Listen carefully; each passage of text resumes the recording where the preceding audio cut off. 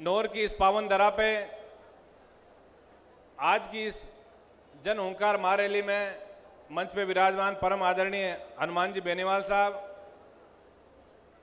समस्त राष्ट्रीय लोकतांत्रिक पार्टी के पदाधिकारीगण, सामने विराजमान पिता तुल्य बुजुर्गजन, नौजवान साथियों, माताओं, बहनों और प्यारे बच्चों, सबसे पहले तो खेत्रपाल जी और गोगा जी महाराज की इस पावन धरा पे मैं यहाँ के कार्यकर्ताओं को दिल की गहराइयों से धन्यवाद देना चाहूँगा कि बहुत छोटी सूचना पे आपने विशाल कार्यक्रम का आयोजन किया, बहुत सुंदर व्यवस्थाएं की और एक किसान का बेटा हनुमान बेनीवाल जो इस प्रदेश में व्यवस्था परिवर्तन को लेकर रात और दिन जाके और आपके हक और अधिकारों को जगाने का प्रयास कर रहे हैं, उनके कंधे मजबूत करने के लिए आज भारी संख्या में आप लोग पधारे हैं। इसलिए मैं तमाम पधारे हुए लोगों का दिल की गहराइयों से धन्यवाद ज्ञापित करता हूं। देश को आजाद हुए 75 वर्ष हो गए और पूरा देश अमृत महोत्सव मना रहा है, लेकिन आज भी देश और प्रदेश के अंदर किसान और जवान की जो स्थिति है वो किसी से छुपी हुई नहीं है। मैं तो इतना ही निवेदन आप सबसे करूंगा, समय काफी हो गया, लंबा कार्यक्रम चल रहा है और अभी हमारे सुप्रीमो हनुमान जी आपको संबोधित करेंगे। आप सब लोग जो यहाँ पधारे हैं एक विश्लेषण करके जाएं। मैं कल जब मुझे कई गांवों में जाने का मौका मिला, कई लोग पानी की शिकायत कर रहे थे कि नहरों में पानी नहीं आ रहा है, कई लोग बिजली की बात कर रहे थे। मैं तो इतना ही निवेदन करूंगा कि एक बुजुर्ग व्यक्ति जो हैं वो कहा करते थे कि 4 लोगों ने मिलकर एक राजा की मदद की और राजा ने ये कहा कि आपने मेरी मदद की है तो जो आपकी इच्छा है वो मांगो, मैं दूंगा।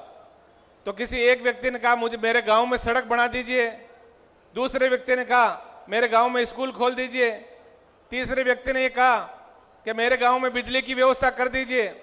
लेकिन चौथा जो व्यक्ति था वो बड़ा समझदार था, उसने राजा जी को 2 बार ये कहा कि मैं जो मांगूंगा वो आप दे नहीं पाओगे, आप पहले मुझे वचन दो कि मैं जो मांगू वो आप दोगे। तो राजा ने उसको वचन दिया। उसने ये कहा कि राजा जी मुझे कुछ नहीं चाहिए, मुझे सब एक ही चीज चाहिए कि मुझे आपकी बेटी से ब्याह करना है। अब आप कल्पना कर सकते हो कि जिससे राजा जी की बेटी का ब्याह हो गया, उसके सड़कें भी बन गई, गांव में पानी भी आ गया, बिजली भी आ गई। तो मैं तो इतना ही निवेदन आप सबसे करूंगा, इन छोटी मोटी बातों को भूल के और हमें एक ही चीज का ध्यान रखना है कि किसान के बेटे के हाथ में जिस दिन कलम आएगी, जिस दिन सत्ता की चाबी हमारे पास होगी, उस दिन इन सारी बातों का जो हमें तकलीफें जो झेलनी पड़ रही है, उन तकलीफें हमें झेलनी बंद हो जाएगी।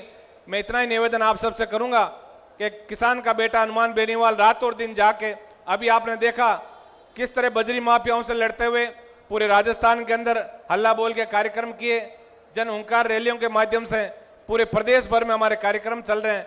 और नौर के लोगों को मैं धन्यवाद दूंगा कि आशा से अधिक आप लोगों ने जो उपस्थिति दर्शाई है। निश्चित रूप से हनुमानगढ़ और गंगानगर जिला है, वहां भी व्यवस्था परिवर्तन का नया आगाज, एक नई आंधी, आज एक संकल्प आप लोग यहां से लेके जाएंगे।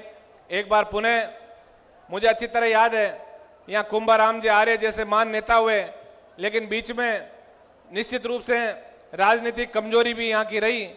मैं इतना ही निवेदन करूंगा और विशेषकर युवा साथियों से कि आप लोग अपने और पराये में और अच्छे और बुरे में जिस दिन भेद करना सीख जाएंगे कि कौन व्यक्ति अपना है, कौन आपके लिए लड़ रहा है, ऐसे व्यक्ति का आप साथ दोगे तो निश्चित रूप से व्यवस्था परिवर्तन होकर रहेगी।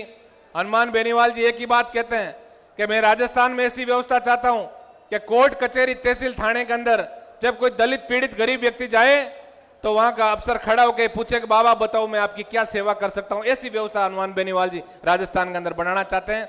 इसलिए मेरा आप सबसे निवेदन है कि किसान के बेटे को आप संभल दें और उन्होंने जो एक खुशहाल राजस्थान का जो सपना देखा है, वो सपना कैसे हम सब मिलकर पूरा कर सकें, ऐसा प्रयास आप सबको करना है।